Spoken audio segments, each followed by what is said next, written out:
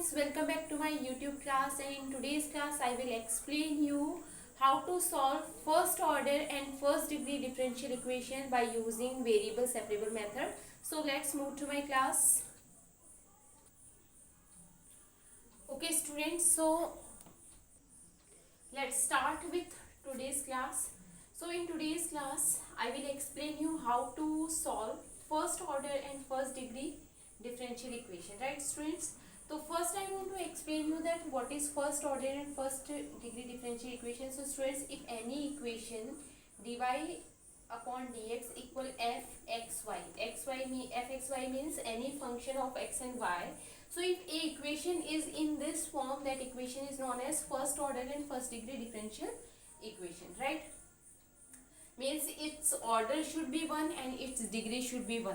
Then in that case that equation is known as what? First order and first degree differential equation. Okay. Now I have written here 3 types of differential equations and 3 types of methods, you can say.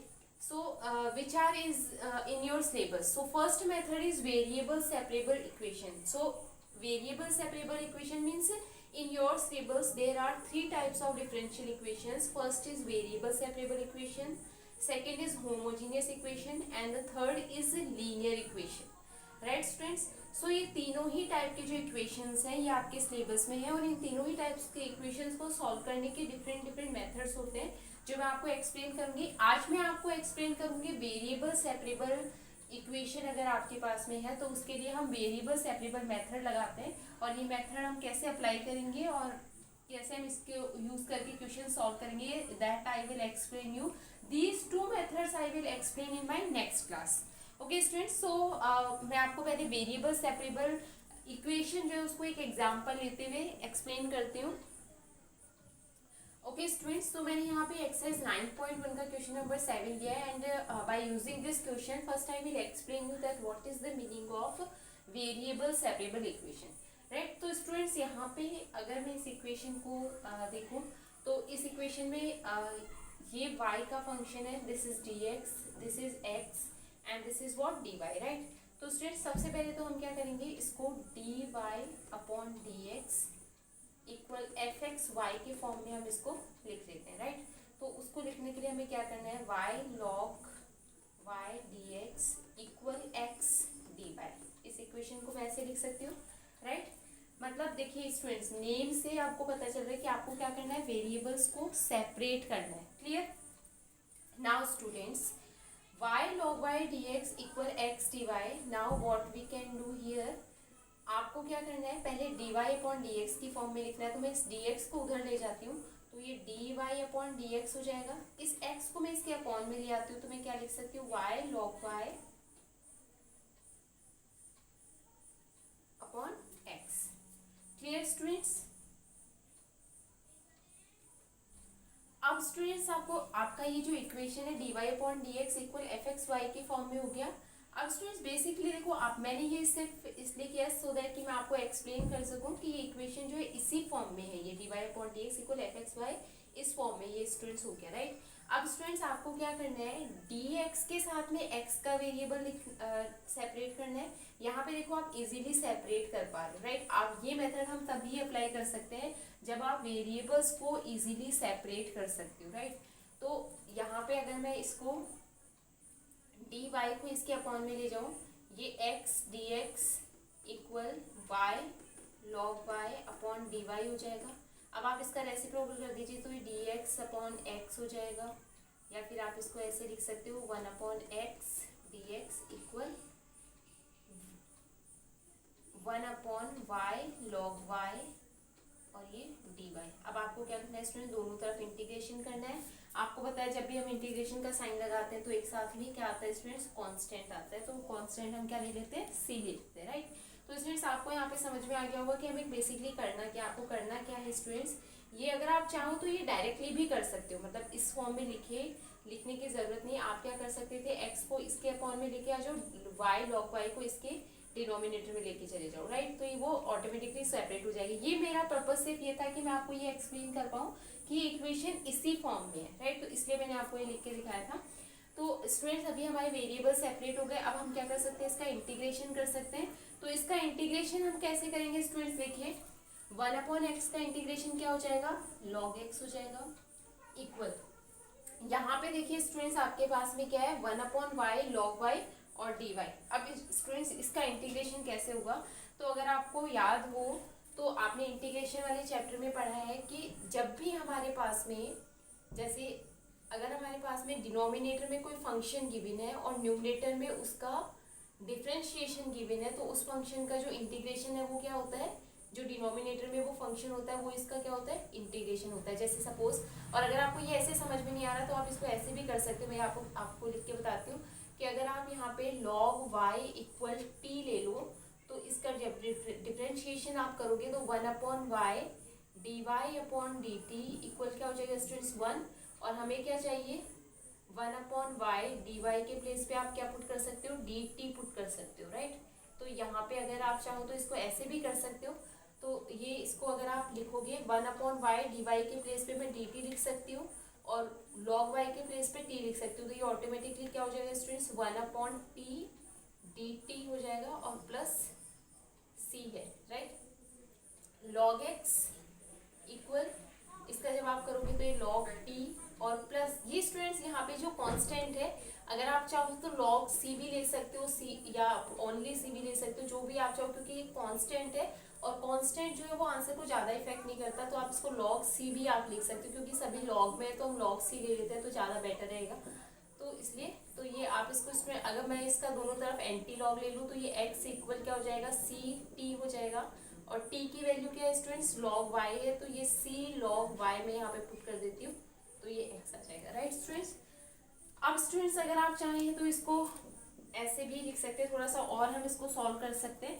अगर इसको मुझे x equal, ये हमारे पास में आ रहा है c log y आ रहा है, तो अगर मुझे y ये log इधर लेके आऊँ तो क्या हो जाएगा स्टूडेंट्स, ये अगर मैं c को इधर ले आती हूँ तो ये 1/c हो जाएगा। अगर आप 1/c को अगर आप कोई दूसरा कांस्टेंट लिखना चाहो तो आप वो भी लिख सकते हो, इसको मैं x k लिख देती हूँ सपोज, क्योंकि ये 1/c इक्वल मैं अगेन एक कांस्टेंट मान लेती हूँ, तो आप ऐसा कर सकते हो। तो x k मैंने ले लिया, ये हो गया log y हो गया। अब स्टूडेंट्स अगर आप इसका वापस से एंटी लॉग लोगे तो ये y इक्वल क्या हो जाएगा, e⁻x k हो जाएगा, राइट। तो इस तरह से ये आपके पास में आंसर आ जाएगा। ओके स्टूडेंट्स, तो इस तरह से स्टूडेंट्स हम क्या करते हैं, पहले वेरिएबल्स को सेपरेट करते हैं और फिर हम जैसे इंटीग्रेशन करते हैं वैसे ही हम नॉर्मल्स में इंटीग्रेशन की जो भी हम यहाँ पे अप्लाई हो रहा है वो हम अप्लाई करते हैं। यहाँ पे हो सकता है स्टूडेंट्स पीछे आंसर में कुछ और दे रखा हो या कौन, तो ये कांस्टेंट है, ये कांस्टेंट कैसे भी आ सकता है, यहाँ पे की आ सकता है, कुछ भी हो सकता है, वो एक कांस्टेंट आप अपने अकॉर्डिंग कुछ भी ले सकते हो, राइट। तो ये आपको समझ में आ गया होगा। मैं एक और क्वेश्चन लेके आपको ये एक्सप्लेन करने की कोशिश करूंगी।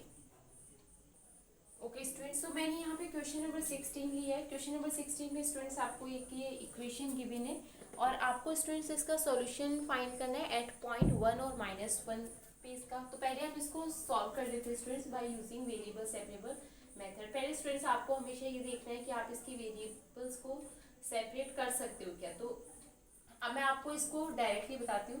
देखो y dy है स्टूडेंट्स, dx को मैं उधर ले जा सकती हूँ, तो अगर मैं x ये y का टर्म है तो इसको अपॉन में ला सकती हूँ और x वाले टर्म को इधर रखते हैं, x वाले टर्म को हम इधर ला सकते हैं, राइट। तो हम क्या करेंगे स्टूडेंट्स, मैं आपको पहले लिख के बताती हूँ, y/y+2 लिख सकती हूँ और ये आपका dy इधर ही रहेगा, dx उधर चला जाएगा, तो x+2 upon x and then dx, right. फिर आपको इंटीग्रेशन लगाना है और हमारा साथ में कांस्टेंट आएगा, राइट।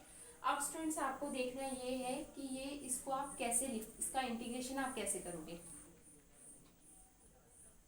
अब देखिए स्टूडेंट्स मैं क्या कर सकती हूँ, यहाँ पे अगर मैं इसका इंटीग्रेशन करना चाहूँ तो इसका इंटीग्रेशन ऐसे नहीं होगा, आपको क्या करना पड़ेगा, इसको कुछ ऐड सब्ट्रैक्ट करना पड़ेगा। तो मैं क्या करती हूँ, इसमें 1 ये 2 ऐड कर देती हूँ, 2 सब्ट्रैक्ट कर देती हूँ, राइट, जैसा हम करते हैं इक्वेशंस को सॉल्व करने के लिए।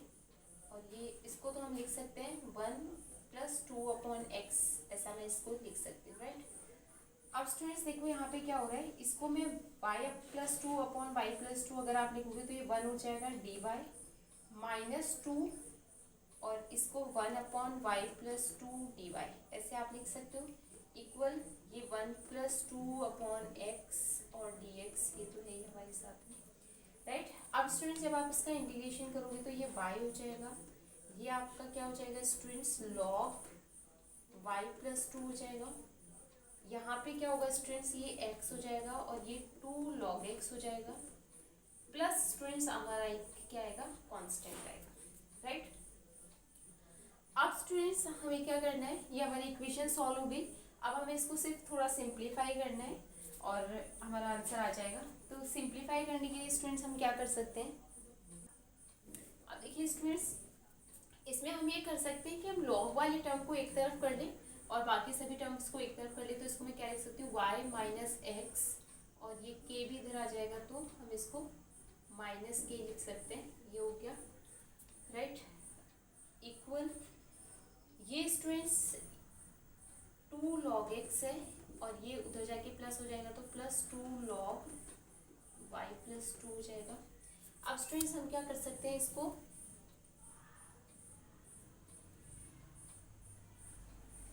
ये जो log, इसको मैं ऐसा लिख सकती हूँ ना, ये पावर इसमें चला जाएगा, पावर में चला जाएगा, और इसको भी मैं क्या लिख सकती हूँ, log y+2 पावर, राइट।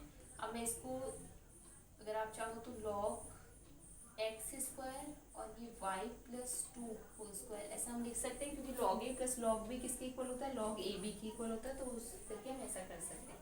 अब स्टूडेंट्स आपके पास में ये आ रहा है।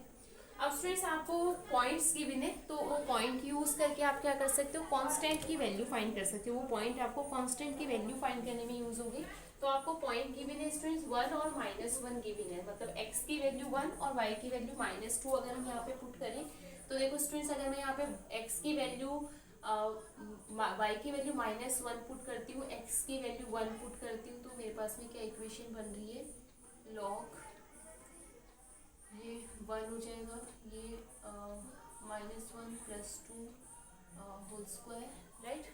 तो ये बेसिकली स्टूडेंट्स यहाँ पे log 1 बनेगा और यहाँ पे हमारे पास में -2 -k, तो स्टूडेंट्स ये तो 0 हो जाएगा, हमारे पास में k की वैल्यू क्या आएगी, -2 आ जाएगी, राइट।